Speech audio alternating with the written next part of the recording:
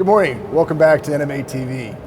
We're broadcasting live here from the Las Vegas Convention Center, day 3 of MINExpo. It's been a great few days, and I'm really happy to be joined on set here with Deantha Skibinski. She's the president of the Alaska Mining Association and a good friend. So this is great. I'm so glad to see you here. So we've made it to day 3. Yes. I was wondering if you had some impressions of what you've seen at the show so far. I have seen just a ton of people and a ton of excitement about the mining industry. Honestly, I think we have tons of challenges, and it's easy to get grouchy about our industry when we deal with those challenges, but going through here today, it doesn't feel like that at all. It's very electric, people are happy, people are inspired about what we're talking about. That's what I've felt like. It's been great. That's awesome. So, Alaska, one of the most mineral wealthy states in the Union. I was curious, what's the current state of play of mining right now? You know, I think that the current state of play, you teed this question up for me perfectly. I mean, we have, I appreciate that very much. We have such an impressive mineral endowment that people are consistently, and I've seen this in play the last 3 days at our booth, where people are coming up and they're very excited about all of the opportunity there is in Alaska. We just have so many different types of mineral plays across the state, and I sound like I'm bragging right now, but honestly, we have just an incredible mineral endowment, and it's making the world look at Alaska as we go through and talk about all of the increased needs for minerals and domestic increased needs for minerals, please. Alaska really has been at the top of the list, and people are really excited to learn more and to say, how can I get involved? And I want to be in Alaska looking for mining. Gotcha. You know, Alaska is such a tourism target, and also sportsmanship or the sportsman industry is so important out there.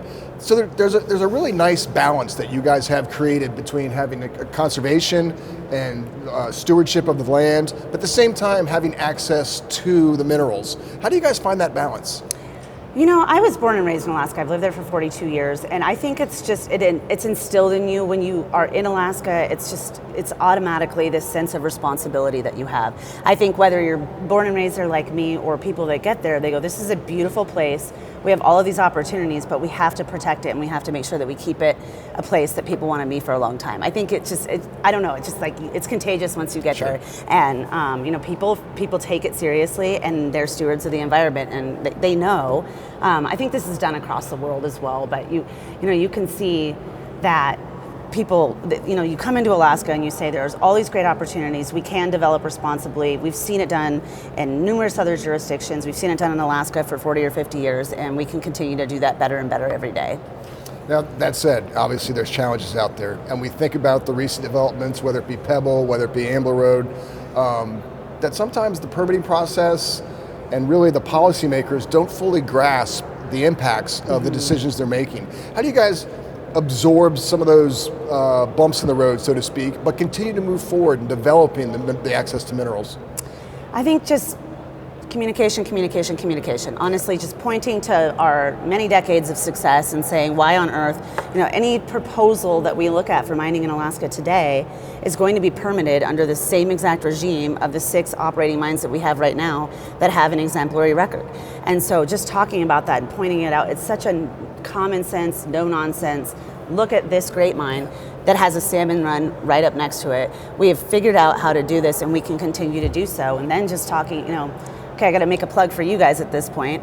Going back to DC and, you know, working with you guys to shed the light on the irony and the nonsense of these decisions, and go, this is just, it's completely inappropriate to make these decisions when the record is there, the responsibility is there, the law is there, and so your decisions are not appropriate. And we appreciate you guys for your help. That's what's so great when you're willing to come to DC and engage. But it also speaks to, you know, Alaska's not one of the continuous 48 states. It's sometimes is in the back of folks' minds. What do you think people really need to know about Alaska to really understand how mining operates there and how it is ingrained in the culture? You know, I think what people still, if you have not been to Alaska, I think it's a bit of a fantasy land in your mind. And if you were to travel to Alaska, we're just like you. But really, I mean, it is an absolutely gorgeous place, but it is like any other place in that mining can be done responsibly, the people there are ready to do it, and it's a great place to do business. So come there because it is really cool, but know that we are just like any other state in terms of being able to develop our resources responsibly. And I think what I'm getting at is that there is a stigma that Alaska is this national park and it's this last great place in America that we have to protect. And to my previous point, we are certainly doing that every day while having a great mining industry. That's great. So, third day in Las Vegas, MINExpo. What's the funnest thing you've done so far on your trip? Oh gosh. I'm so bad at questions like this. Fun? I'm such a nerd, but honestly, I've never done a booth at a trade show before. Oh, wow. And you guys put together the State Mining Associations in University Pavilion this year and offered that out to us. And so there are a number of state mining associations. I've never done that before and been at a booth where you meet hundreds of new people every day. And I think I'm not even that much of a people person, but I've had so much fun doing it. Just talking to people about Alaska, meeting a lot of people that are interested in that kind of thing. And probably meeting people I wouldn't have met otherwise. I think it's just been really fun. Oh, that's great. That's great. Yeah. Well, Deantha, thanks so much for doing this morning and joining us, and hope you have safe travels. Yeah, thank you guys so much. Folks, we'll be right back with Ashley Burke and Justin Cross from Freeport McMoran. So please, stay tuned.